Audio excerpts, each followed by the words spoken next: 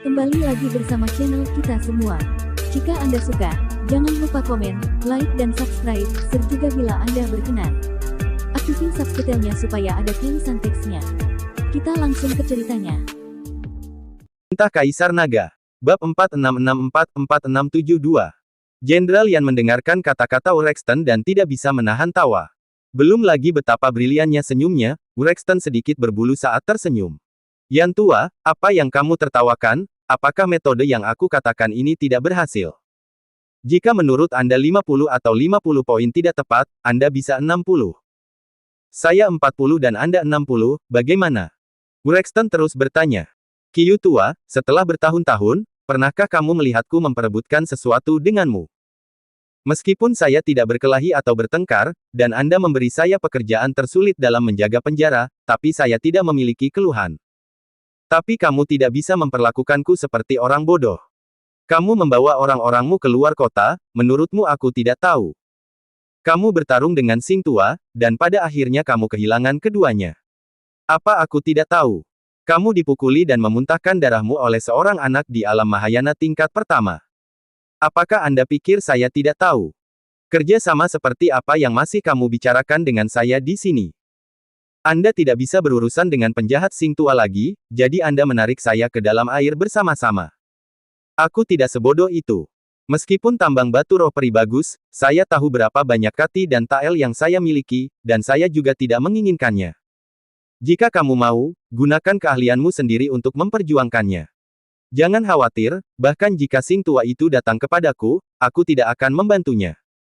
Jenderal Yan tersenyum dan berkata pada Urexton. Ketika Urexton mendengar ini, wajahnya memerah dan dia terlihat sangat malu. Yan tua, tidakkah kamu memikirkannya lagi? Saya dapat meningkatkan rasio untuk Anda. Urexton masih berjuang untuk itu.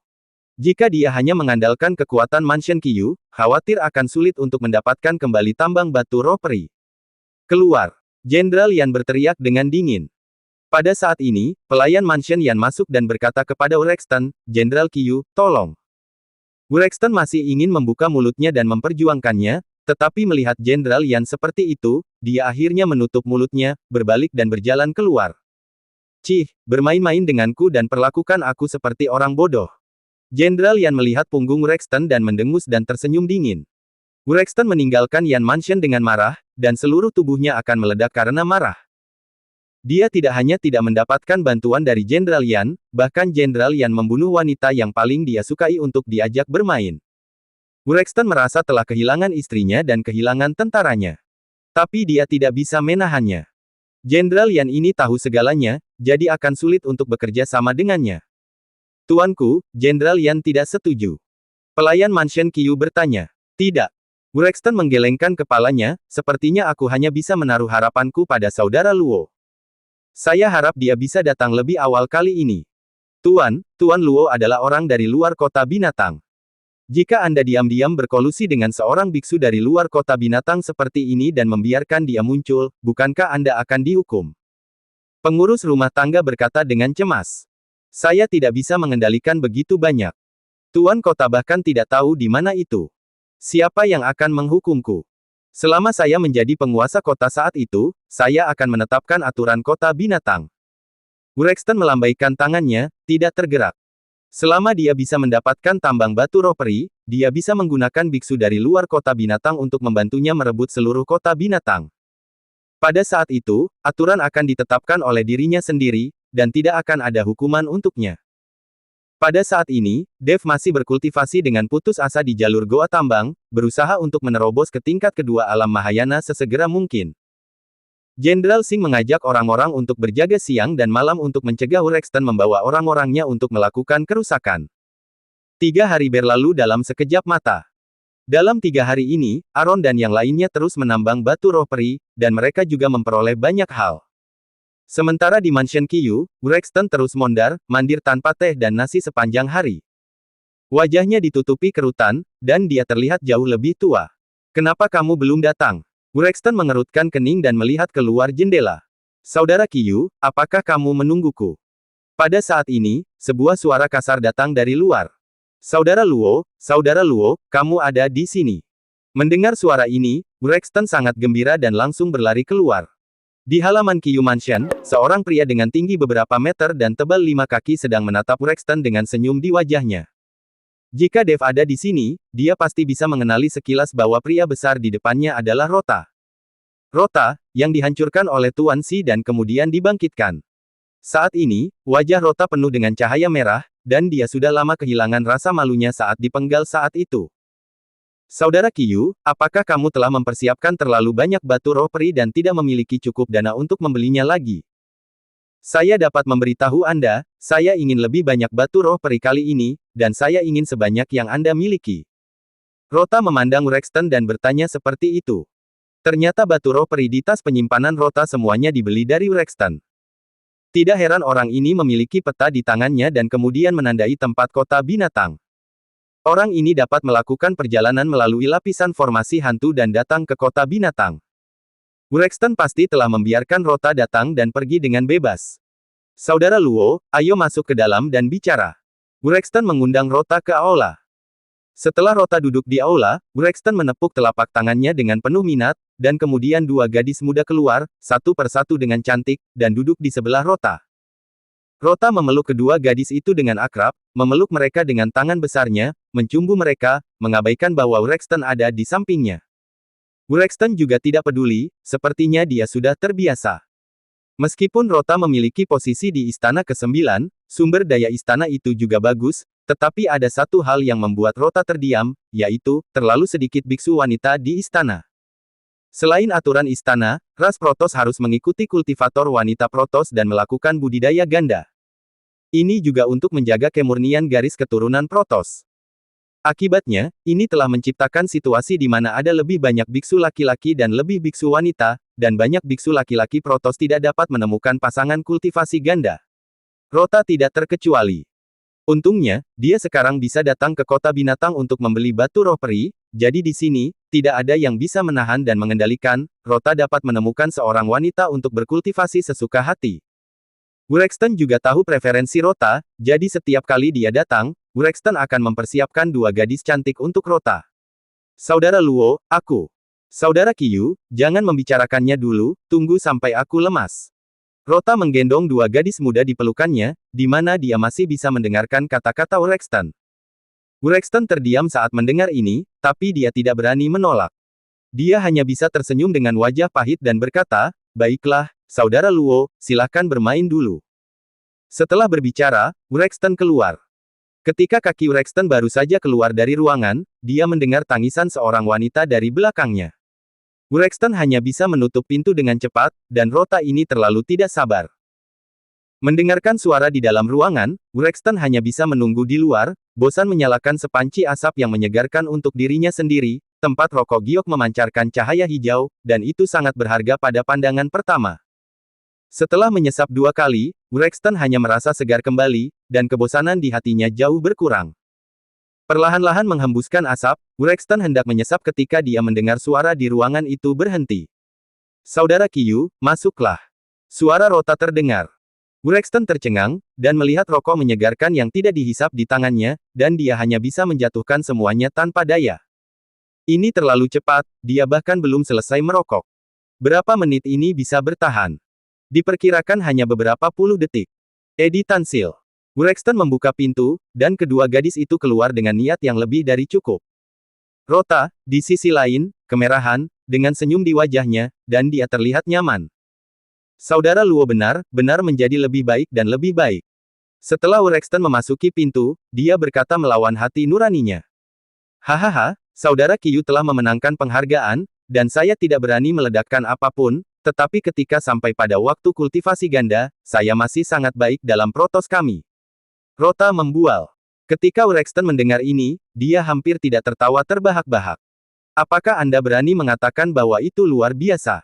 Rexton belum pernah berhubungan dengan Protoss, tapi mendengar apa yang dikatakan Rota, siapa Protossnya. Tapi sekarang Rexton hendak memohon kepada Rota, dia tidak berani mengatakan apa-apa. Saudara Luo, mari kita bicara tentang batu roh peri. Saya tidak memiliki terlalu banyak batu roh peri saat ini. Rexton mengikuti Rota dan berkata, tidak terlalu banyak. Apa yang terjadi? Saya sangat membutuhkannya kali ini. Apakah semua batu roh peri di sekitar kota binatangmu telah habis ditambang? Rota bertanya dengan cemberut di alisnya. Itu tidak benar. Tepat di luar kota binatang kita, tambang baru batu roh peri ditemukan. Wureksten menggelengkan kepalanya dan berkata. Rota menggosok dan berdiri, tambang batu roh peri. Lalu mengapa Anda mengatakan bahwa Anda tidak ada terlalu banyak batu roh peri? Jika Anda belum menambang, saya bisa menunggunya selama beberapa hari. Rota berharap untuk tinggal di sini selama beberapa hari lagi pula, dia bisa melakukan kultivasi ganda di sini sesuka hati. Saudara Luo, jangan khawatir, aku akan memberitahumu tentang ini, tambang batu roh peri ditempati oleh orang lain, jadi aku tidak bisa menambangnya. Wureksten berkata tanpa daya. Ditempati oleh orang lain. Bukankah kamu salah satu dari 3 jenderal di kota binatang? Siapa yang berani mengambilnya darimu? Rota telah bekerja dengan Wureksten selama bertahun-tahun, dan dia juga tahu beberapa hal tentang kota binatang. Itu adalah kriminal dari Mansion Sing yang bertarung denganku. Orang ini menempati tambang dan menambang batu roh peri sendirian. Saya pergi untuk merebutnya, sayangnya, keahlian saya tidak sebagus yang lain, jadi saya harus mundur. Kata Wureksten. Sial, masih ada orang yang berani merampokmu, kamu bawa aku sekarang dan rebut tambang batu roh peri itu. Kata Rota dengan marah. Ketika Wureksten mendengar ini, dia mengangguk gembira dan berkata, Saudara Luo, aku menunggumu. Selama Anda mengambil kembali tambang batu roh peri, saya pasti akan memberi Anda diskon untuk batu roh peri dan menemukan Anda beberapa wanita lagi. Ketika Rota mendengar ini, dia melambaikan tangannya dan berkata, tidak perlu diskon. Bagaimanapun, itu bukan uang saya sendiri. Anda hanya perlu menemukan saya beberapa wanita lagi. Cepat dan bawa aku ke sana. Kali ini saya ingin membawa lebih banyak batu roh peri kembali, dan saya bisa menebusnya. Batu roh peri di tubuhku telah dirampok, dan aku ditertawakan sepanjang hari sekarang. Batu roh peri Rota dirampok oleh Dev. Meskipun penguasa istana ke-10 tidak menghukumnya setelah kembali ke istana, dia masih diejek oleh yang lain di istana. Sekarang Rota sangat perlu membalikkan keadaannya. Selama dia bisa membawa kembali batu roh peri yang cukup kali ini, dia akan bisa memblokir ejekan dari semua orang. Apa? Wureksten terkejut, mengapa ada orang yang berani mengambil batu roh peri Saudara Luo? Bukankah itu mencari kematian? Rota ini adalah puncak dari tingkat 9 alam Mahayana, dan tinggal selangkah lagi untuk berubah menjadi transformasi negeri peri. Di dunia ini, di seluruh kota binatang, kecuali penguasa kota, Rota adalah kekuatan tempur tertinggi. Tanpa diduga, kekuatan semacam ini milik keberadaan kedua di kota binatang, dan dirampok di luar kota binatang. Kamu tidak tahu apa-apa. Kota binatangmu telah ditutup selama ribuan tahun, dan kamu tidak tahu bahwa dunia surga dan manusia telah mengalami banyak perubahan. Saya tidak tahu ada apa. Sekarang ada banyak biksu yang tidak dapat dipahami di dunia surga dan manusia, dan orang-orang ini, aku tidak tahu dari mana mereka berasal. Bahkan ada biksu jenius yang bisa bertarung dengan melompati alam. Seluruh dunia surga dan manusia berada dalam kekacauan sekarang. Bahkan penguasa domain di transformasi negeri peri itu ketakutan dalam sekejap. Jenius yang dikatakan Rota adalah Dev. Dia melihat dengan matanya sendiri bahwa Dev, biksu tingkat 9 alam kesengsaraan transendensi, dapat membunuh biksu tingkat 4 alam Mahayana hingga menangis dengan memanggil ayah dan ibunya. Dan orang yang sekilas menakuti Master Domain adalah Tuan Si. Gambaran mengejutkan ini selalu melekat di hati Rota. Apakah itu sangat menakutkan? Penguasa domain di transformasi negeri peri, ketakutan dalam sekejap. Wureksten tampak terkejut, mengetahui bahwa biksu transformasi negeri peri di dunia surga dan manusia bahkan sudah tidak dianggap. Setelah berubah menjadi transformasi negeri peri, itu telah naik menjadi abadi. Setelah menjadi abadi, siapa yang masih ingin tinggal di dunia surga dan manusia? Itu telah naik ke alam surgawi dan memasuki kembali kultivasi baru. Bagaimana rasanya bisa menakut-nakuti orang yang merupakan transformasi negeri peri? Wureksten tidak dapat memahaminya, tetapi dia telah melihat si jenius yang bisa bertarung dengan melompati alam, tetapi dia tidak tahu bahwa Rota berbicara tentang Dev. Saudara Luo, jenius yang bisa bertarung melompati alam juga tersedia di kota binatang kami, tetapi kota binatang kami tidak dapat menemukan biksu yang bisa menakut-nakuti biksu di transformasi negeri peri. Di luar sangat mengerikan. Untungnya, kota binatang kami ditutup lebih awal, jika tidak maka akan menjadi mangsa orang lain sejak lama. Wureksten berkata dengan rasa takut yang tersisa. Saudara Qiyu terlalu banyak berpikir. Dengan kekuatan kota binatang, dia masih bisa mendominasi dunia surga dan manusia. Lagi pula, masih ada beberapa biksu dengan kekuatan abnormal. Rota menepuk bahu Rexton dan berkata. Rota mengikuti Rexton saat dia berjalan dan mengobrol, dan segera tiba di tempat tambang batu roh peri. Kali ini, Rexton tidak membawa banyak orang, hanya selusin rombongan. Dengan Rota bersamanya, dia tidak takut sama sekali, bahkan jika penjahat Sing membawa beberapa ratus orang, itu tidak akan berguna sama sekali. Beberapa biksu tingkat 4 atau 5 alam Mahayana, tidak peduli berapa banyak orang di sana, tidak mungkin menjadi lawan Rota, biksu puncak dari tingkat 9 alam Mahayana. Laporan Jenderal Sing. Tampaknya Rexton itu membawa orang-orangnya ke sini lagi. Saat Rexton dan yang lainnya mendekati tambang batu roh peri, seseorang segera mengikuti Jenderal Sing untuk melapor. Jenderal Sing mendengus dingin, saya tahu orang itu tidak akan menyerah. Berapa banyak orang yang dia bawa kali ini? Hanya ada lebih dari selusin. Bawahannya berkata, lebih dari 10. Jenderal Sing mengerutkan kening, apa yang dilakukan orang ini? Aku akan keluar dan melihat-lihat. Jenderal Sing memimpin orang-orang keluar dari kamp perang. Melihat dari kejauhan, Jenderal Sing melihat Rexton benar-benar membawa belasan orang, dan di samping Rexton ada seorang pria kuat setinggi beberapa meter. Meskipun Jenderal Sing tidak mengenal Rota, dia tidak mengingatnya. Lagi pula, di seluruh kota binatang, satu-satunya orang yang bisa lebih kuat dari mereka adalah penguasa kota yang tidak muncul selama bertahun-tahun. Jenderal Sing, dengan sekelompok bawahan di belakangnya, berdiri dengan anggun di depan kamp, menatap Rexton dan rombongannya yang perlahan mendekat seperti obor.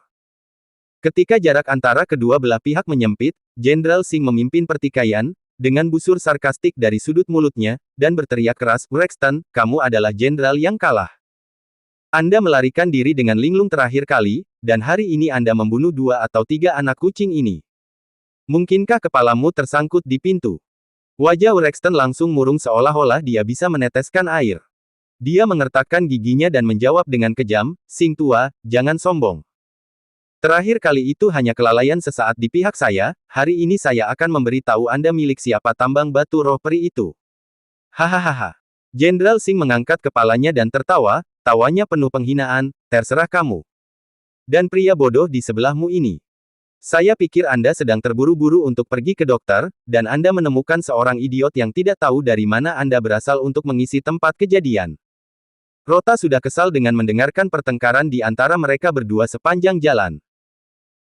Pada saat ini, dia sangat dipermalukan oleh Jenderal Sing sehingga dia tiba-tiba melompat menjadi guntur, matanya berputar seperti sepasang lonceng perunggu, dan dia meraung, kamu tidak tahu bagaimana cara untuk hidup atau mati, beraninya kamu mempermalukanku begitu banyak. Sebelum suara itu jatuh, sosok Rota melintas, seperti bola meriam yang meledak, dengan suara angin yang berputar, dia bergegas menuju Jenderal Sing dalam sekejap. Ekspresi Jenderal Sing tiba-tiba berubah. Meskipun dia sudah siap untuk waktu yang lama, kecepatan Rota sangat cepat sehingga dia hampir tidak punya waktu untuk bereaksi. Pada saat kritis, Jenderal Sing tanpa sadar mengerahkan kekuatan spiritual di tubuhnya, dan buru-buru memadatkan perisai spiritual di depannya. Boom! Kepalan tangan Rota, terbungkus kekuatan yang luar biasa, menghantam perisai dengan keras, membuat suara memekakkan telinga. Jenderal Sing hanya merasakan kekuatan yang tak terhentikan datang, seperti layang-layang dengan benang putus, terbang di luar sejauh puluhan meter, menyeret jejak panjang di tanah, dan akhirnya menabrak batu besar. Puff! Jenderal Sing membuka mulutnya dan memuntahkan seteguk darah, mewarnai tanah di depannya menjadi merah. Jenderal! Setelah melihat ini, bawahan Jenderal Sing berteriak panik, mencoba bergegas menyelamatkan, tetapi mereka ditekan oleh aura kuat yang terpancar dari tubuh Rota, dan mereka tidak bisa bergerak. Jenderal Sing bangkit dari tanah dengan susah payah, menyeka darah dari sudut mulutnya dengan tangan gemetar, matanya penuh keterkejutan dan keengganan. Dia tidak pernah mengira bahwa di kota binatang, kecuali penguasa kota, ada biksu yang memiliki eksistensi yang begitu kuat, dan dia sangat rentan di depan lawan. Melihat Jenderal Sing terluka oleh pukulan Rota, Rexton tidak menyebutkan betapa bahagianya dia. Dia bercanda menatap Jenderal Sing dan berkata, hei penjahat, jika kamu dengan patuh menyerahkan tambang batu roh peri, dan kemudian menyerahkan orang yang membunuh putraku, aku bisa mengampuni nyawamu demi pertemanan kita. Tapi jika kamu masih terobsesi, aku tidak peduli. Saudara Luo memiliki temperamen yang sangat buruk. Jika Anda masih tidak paham dengan pukulan ini, Anda bisa dimusnahkan. Rexton tidak ingin Rota membunuh Jenderal Sing saat ini. Bagaimanapun, Rota adalah orang dari luar kota binatang. Jika Rota membunuh Jenderal Singh, dan jika penguasa kota muncul, akan merepotkan untuk menutupinya. Dia hanya perlu merebut tambang batu roh peri dan membunuh Dev. Hanya kehidupan kriminal Singh, Wrexton yang harus menyelesaikannya sendiri.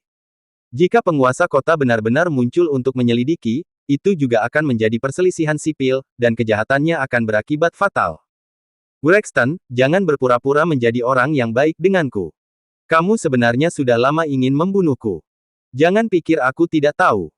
Saya tidak akan memberi Anda tambang batu roh peri, dan bahkan lebih mustahil bagi saya untuk memberikan Tuan Chen kepada Anda. Jika Anda memiliki kemampuan, Anda bisa melakukannya. Jenderal Singh juga dianggap sebagai laki-laki, dan berkata sambil mendengus dingin. Cih, sesuatu di luar kendalimu. Ketika Rota melihat ini, wajahnya penuh dengan penghinaan, dan dia mendekati Jenderal Singh selangkah demi selangkah, membuat tanah sedikit bergetar di setiap langkahnya. Hari ini adalah kematianmu. Setelah itu, Rota memadatkan kekuatan spiritual hitam di tangannya, dan kekuatan spiritual itu seperti matahari hitam yang akan meletus, memancarkan aura yang mengerikan. Melihat kekuatan spiritual kulit hitam yang mendekat, Jenderal Singh merasakan keputusasaan yang mendalam di dalam hatinya, tetapi sebagai seorang jenderal, kebanggaan pada tulangnya membuatnya tidak pernah mau menerima nasibnya. Tidak semudah itu untuk membunuhku. Jenderal Singh mengertakkan giginya, mencoba kekuatan terakhirnya, dan mengerahkan kekuatan spiritualnya lagi, bersiap untuk melakukan pertarungan terakhir yang putus asa. Namun, kekuatan spiritualnya saat ini hampir habis, dan serangan terkondensasi tampak sangat lemah. Pada saat kritis ketika Rota hendak mengambil tindakan untuk mengakhiri hidup Jenderal Singh, tiba-tiba, sebuah awan di langit bermutasi. Langit yang awalnya biru langsung diselimuti awan gelap tebal berjatuhan dan melonjak seperti tinta, dan kilat yang kuat menembus awan, membuat suara gemuruh yang memekakkan telinga. Semua orang terpana dengan perubahan mendadak ini dan menatap langit satu demi satu. Rota juga menghentikan gerakan tangannya, jejak keraguan dan kegelisahan melintas di matanya. Ini, apakah seseorang yang menyebabkan kesengsaraan guntur ini? Wrexton bertanya dengan ngeri, dengan getaran dalam suaranya. Karena pemandangan ini, dia sudah melihatnya beberapa hari yang lalu, itu seharusnya kesengsaraan guntur yang disebabkan oleh seseorang yang menerobos wilayah. Tapi kekuatan apa yang bisa memicu kesengsaraan guntur dengan gerakan sebesar ini? Pada saat ini, di kedalaman tambang batu roh peri, Dev tenggelam dalam momen kritis terobosan. Dalam beberapa hari terakhir kultivasi gila, Dev terus-menerus menyerap aura kaya dari tambang batu roh peri, dan kekuatan spiritual di tubuhnya seperti gelombang pasang yang mengamuk, terus-menerus mendobrak penghalang dari tingkat 2 alam Mahayana. Dev pada akhirnya berhasil menerobos penghalang rintangan itu, dan dia berhasil menerobos ke tingkat kedua alam Mahayana. Dengan kekuatan spiritual yang melonjak di tubuh Dev, langit dan bumi tampaknya merespons ritme kuno, dan badai petir yang belum pernah terjadi sebelumnya turun. Di kedalaman tambang batu roh peri, cahaya dan guntur terjalin, membentuk gambaran yang mengejutkan. Awan gelap menempel di bagian atas, bukan lagi jatuhnya warna tinta yang sederhana, tetapi berubah menjadi pusaran yang dalam, seolah-olah terhubung dengan kekuatan kacau di luar 9 langit. Petir bukan lagi ular perak sesekali, tetapi telah berubah menjadi jaring guntur yang tak ada habisnya, masing-masing setebal pilar raksasa, membawa kekuatan untuk menghancurkan langit dan bumi, membelah seluruh langit menjadi beberapa bagian. Suara guru tidak lagi hanya memekakkan telinga, tetapi berubah menjadi raungan yang dapat menggetarkan jiwa. Setiap suara seperti desahan langit dan bumi, yang membuat orang kagum. Di luar tambang, siapa yang akan memiliki pemandangan seperti itu saat melintasi kesengsaraan guntur? Rota memandang ke langit, matanya penuh keterkejutan, dia bahkan lupa tentang Jenderal Singh. Dan Jenderal Singh juga menatap langit dengan ekspresi bingung. Dia tidak mengerti, siapa yang akan melewati kesengsaraan guntur ini. Badai petir yang menakutkan beberapa hari yang lalu dipicu oleh Dev yang menerobos ke alam Mahayana. Tapi bagaimana dengan kali ini? Apakah itu Dev juga? Jenderal Singh tidak dapat membayangkan bahwa hanya dalam beberapa hari, dapatkah Dev menerobos dari tingkat pertama alam Mahayana ke tingkat kedua alam Mahayana? Jika itu benar, itu terlalu keterlaluan. Dalam tatapan kaget semua orang, kekuatan badai petir menjadi semakin ganas, langit tampak terkoyak, dan guntur surgawi ungu jatuh dari langit, dengan aura menghancurkan segalanya. Petir ini bukan hanya serangan fisik, tetapi juga berisi ujian hukum langit dan bumi, mencoba melenyapkan kekuatan spiritual di tubuh Dev, menghancurkan kehendaknya, dan membiarkannya tenggelam di lautan guntur yang tak berujung ini. Namun, alih-alih kewalahan oleh badai petir, Dev menggunakan kekuatan langit dan bumi untuk terus memurnikan tubuh dan jiwanya. Kekuatan spiritual dalam tubuhnya tampaknya telah dirangsang dengan potensi yang tak terbatas. Setiap pemboman guntur membuat kekuatan spiritual di tubuhnya lebih kental, tubuh lebih keras, dan jiwa lebih murni. Di bawah badai petir besar ini, Dev tampaknya beresonansi dengan dunia. Setiap kali cahaya guntur bersinar, itu mencerminkan keinginannya yang pantang menyerah. Setiap gema guntur mengumumkan tekadnya untuk bergerak menuju alam yang lebih tinggi. Akhirnya, setelah hantaman guntur yang tak terhitung jumlahnya, badai petir berangsur-angsur mereda, awan gelap menghilang, dan sinar matahari kembali menyinari bumi. Dev berdiri di goa tambang, memancarkan cahaya keemasan samar di sekujur tubuhnya. Itu adalah aura suci yang unik setelah terobosan, yang menandai bahwa dia telah berhasil melewati kesengsaraan guntur yang mendebarkan ini dan memasuki dunia kultivasi yang baru. Dev perlahan membuka matanya, cahaya halus melintas di matanya, dia merasakan kekuatan yang melonjak di tubuhnya, dan senyum percaya diri muncul di sudut mulutnya. Kemudian, sosoknya melintas, dan dia dengan cepat tersapu keluar dari tambang batu roh peri. Ketika Dev muncul di depan semua orang, seluruh dunia dipenuhi dengan aura yang menakutkan. Itu kamu. Saat Rota melihat Dev, matanya hampir menonjol, dan wajahnya penuh keterkejutan dan kemarahan, mengapa bocah sepertimu muncul di sini? Dev juga seorang biksu dari luar kota binatang. Anda harus tahu bahwa biksu dari luar tidak diizinkan masuk ke dalam kota binatang. Rota juga bisa masuk dan keluar dengan bebas karena benda yang diberikan oleh Urexton, tapi bagaimana Dev bisa masuk? Dev mengabaikan kemarahan Rota, tetapi menoleh untuk melihat Jenderal Singh yang terbaring di tanah, dan bertanya dengan prihatin, "Jenderal Singh, apakah Anda baik-baik saja?" Ketika Jenderal Singh melihat Dev, cahaya harapan muncul kembali di matanya yang awalnya suram. Dia berkata dengan lemah, "Tuan Chen, Anda datang tepat pada waktunya." Urexton ini berkolusi dengan orang lain dalam upaya merebut tambang batu roh peri. Dev mengangguk, berbalik, menatap Rota dengan dingin, dan berkata sedikit bercanda dalam suaranya, "Pria konyol, aku tidak menyangka kita akan bertemu lagi. Apakah kamu ingin mati lagi?" Ketika Rota mendengar Dev mengatakan bahwa dia pernah mati sekali, tubuh Rota bergetar, mengingat penampilan Tuan Si yang menakutkan. Tapi ini adalah kota binatang, bahkan jika Dev memiliki pendukung di dunia surak dan manusia, mustahil untuk muncul di sini. Memikirkan hal ini, Rota mencibir dan berkata, "Nak, jika kamu membiarkanku menyentuhnya hari ini, kamu akan sial. Anda telah mengambil barang-barang saya, dan saya akan membuat Anda memuntahkannya 2 kali. Apakah kamu memiliki kemampuan untuk itu?" Semut kecil telah mati sekali, berani berbicara. Dev berkata sambil tersenyum. Dialog antara Dev dan Rota secara langsung membingungkan Jenderal Singh dan Urexton. Mereka tidak menyangka Dev dan Rota bahkan mengenal satu sama lain. "Saudara Luo, apakah kamu kenal anak ini?" Urexton bertanya dengan curiga. "Tentu saja aku tahu, anak inilah yang merampok batu roh periku," kata Rota. "Apa?" Urexton terkejut, apakah dia seorang biksu dari luar kota binatang? Jenderal Singh juga menatap Dev, wajahnya luar biasa. "Ya, saya berasal dari luar kota binatang. Saya dapat menemukan kota binatang berkat peta bodoh ini. Kalau tidak, saya tidak dapat menemukan tempat ini dengan peta di tas penyimpanannya. Jika saya tidak dapat menemukan tempat ini, saya tidak akan dapat menemukan tambang batu roh peri. Jika saya tidak dapat menemukan tambang batu roh peri, saya tidak akan dipromosikan ke alam Mahayana tingkat kedua. Ngomong-ngomong, aku ingin berterima kasih kepada orang bodoh ini."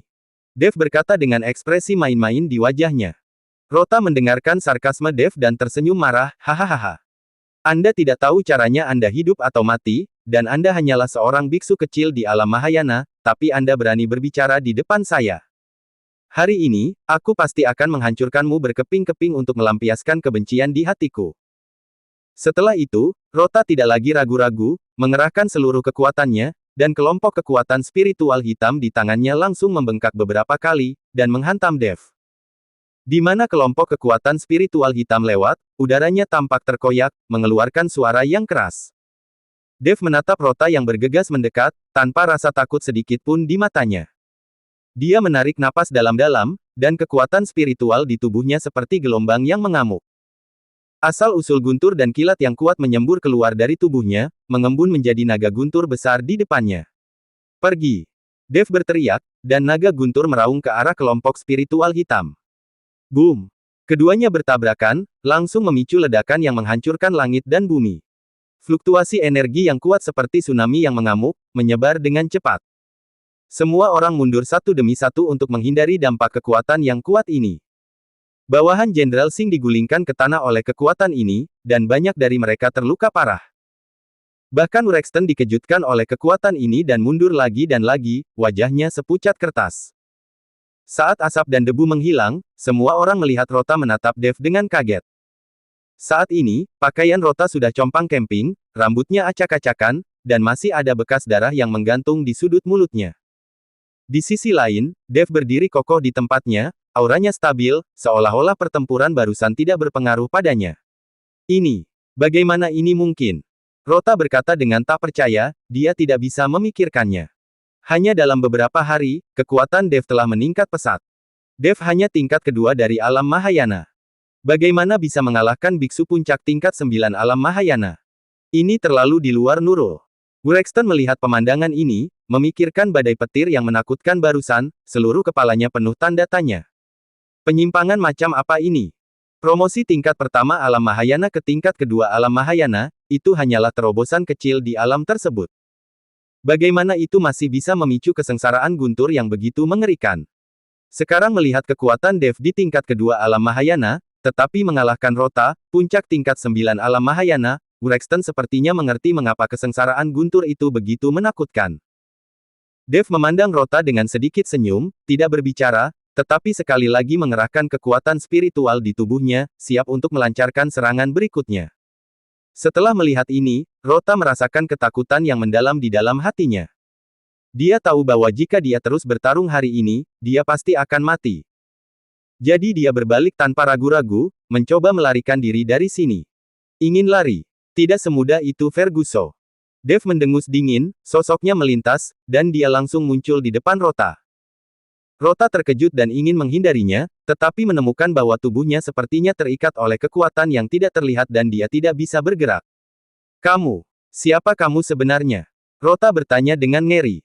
Dev tidak menjawab, tetapi mengangkat tangannya, dan cahaya guntur yang menyilaukan mengembun di tangannya. Ini adalah hukuman yang pantas kamu terima.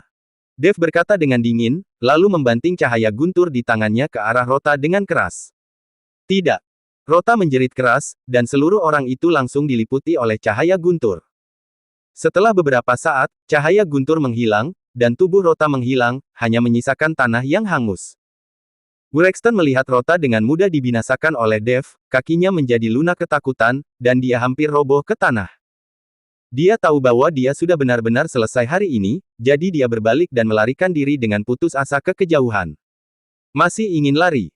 Mata Dev menjadi dingin, dan panah spiritual mengembun di tangannya dan melesat ke arah Urexton. Panah spiritual, seperti kilatan petir, langsung menyusul Urexton dan melewati punggungnya. Puff! Urexton menyemburkan seteguk darah, melemparkan tubuhnya ke depan ke tanah, dan tidak lagi bernapas.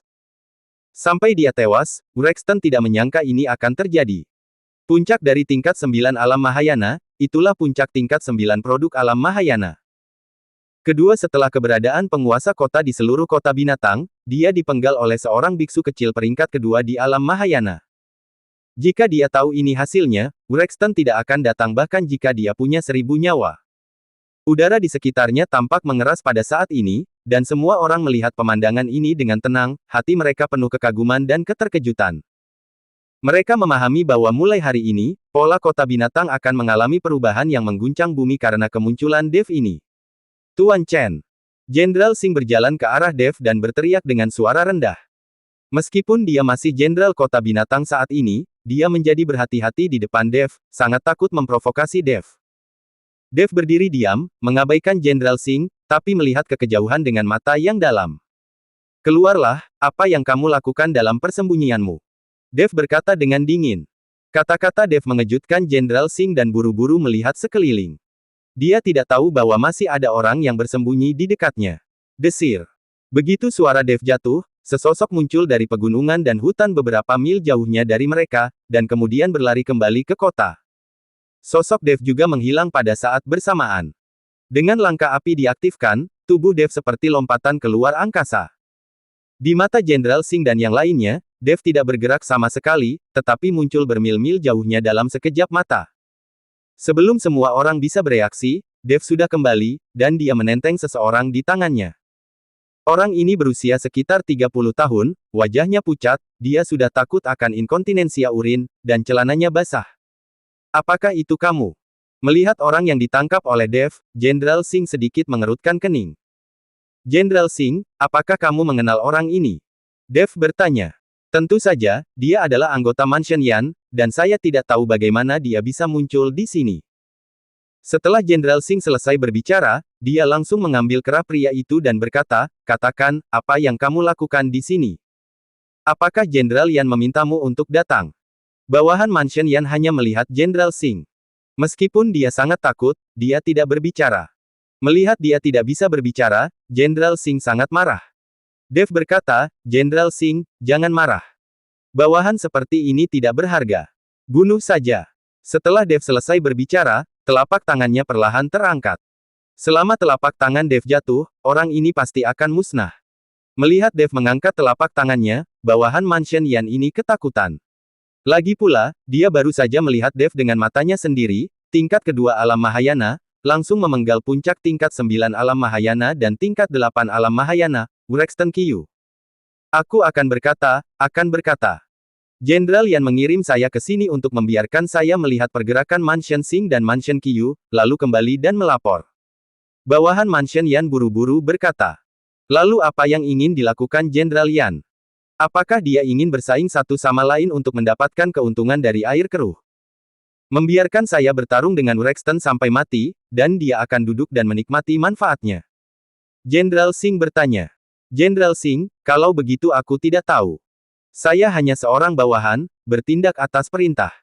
Tidak mungkin Jenderal Yan memberi tahu saya apa yang dia coba lakukan. Bawahan Mansion Yan buru-buru menjelaskan. Setelah melihat ini, Dev melambaikan tangannya dan berkata, kembalilah dan katakan yang sebenarnya kepada Jenderal Yan tentang apa yang kamu lihat. Jika dia juga tertarik dengan tambang batu roh peri, dia bisa datang untuk merebutnya. Setelah Dev selesai berbicara, Jenderal Singh membiarkan bawahan Mansion Yan kembali. Sekarang, Jenderal Singh telah sepenuhnya mematuhi pengaturan Dev. Di Istana ke-10 pada saat yang bersamaan. Penguasa Istana ke-10 mengerutkan kening dan mengkhawatirkan sumber daya. Saat para biksu di Istana ke-10 menjadi semakin kuat, sumber daya yang perlu dikonsumsi juga sangat besar. Mengandalkan sumber daya yang telah dicari oleh aliansi penyegelan iblis di dunia surga dan manusia saja, itu tidak lagi dapat mendukung konsumsi seluruh Istana ke-10. Ini juga alasan mengapa penguasa Istana ke-10 membiarkan Rota pergi berbisnis dengan kota binatang. Jika Anda ingin naik menjadi abadi, Anda harus memiliki sumber daya yang cukup. Tanpa sumber daya, semuanya sia-sia. Penguasa istana, ini tidak baik, cahaya kehidupan dan lentera jiwa milik Tuan Luo sudah padam. Pada saat ini, seorang anggota Istana ke-10 berlari dengan tergesa-gesa. Apa? Penguasa Istana ke-10 terkejut, dan kemudian lari dengan cepat. Ketika dia datang ke ruang rahasia Istana ke-10, dia menemukan bahwa lentera jiwa Narota memang telah padam. Ada ratusan lentera yang menyala di sini, yang semuanya adalah lentera kehidupan dan jiwa para anggota Istana ke-10, dan bahkan lentera hidup dan jiwa penguasa Istana ke-10 sendiri ada di sini. Selama seseorang meninggal, lentera kehidupan dan jiwa di sini akan padam. Jika tubuh dihancurkan dan sisa jiwa masih dipertahankan, kecerahan lampu jiwa akan memudar, tetapi selama tubuh dibentuk kembali, itu masih bisa dipulihkan. Apa yang sedang terjadi? Bagaimana Rota bisa mati? Penguasa Istana ke-10 penuh dengan pertanyaan yang luar biasa. Penguasa Istana, Rota telah berdagang dengan kota binatang selama bertahun-tahun, dan hal semacam ini belum pernah terjadi sebelumnya. Mengapa dia tiba-tiba mati? Dan aku mendengar Rotu mengatakan bahwa kekuatan keseluruhan kota binatang tidak terlalu kuat. Diperkirakan tidak ada yang menjadi lawannya, tapi sekarang situasi ini benar-benar aneh. Para anggota dari Istana ke-10 berbisik. Ini sangat aneh. Penguasa Istana ke-10 mengangguk, jangan beritahu siapapun tentang ini sebelumnya. Saya akan pergi ke Kian Tua untuk mencari tahu apa yang sedang terjadi. Setelah penguasa Istana ke-10 selesai berbicara, dia meninggalkan ruang rahasia, dan kemudian berjalan menuju bagian belakang aula utama dari istana ke-10. Melewati aula utama, ada hutan pegunungan di belakangnya. Di antara burung dan bunga, ada beberapa rumah jerami. Dibandingkan dengan aula megah di depan rumah jerami ini tidak pada tempatnya. Dan ada seseorang yang duduk di depan rumah jerami itu. Itu adalah seorang lelaki tua yang duduk di kursi rotan tua. Rambut peraknya disisir dengan cermat, dan akarnya seterang sutra perak, dengan kilau dingin di bawah sinar matahari.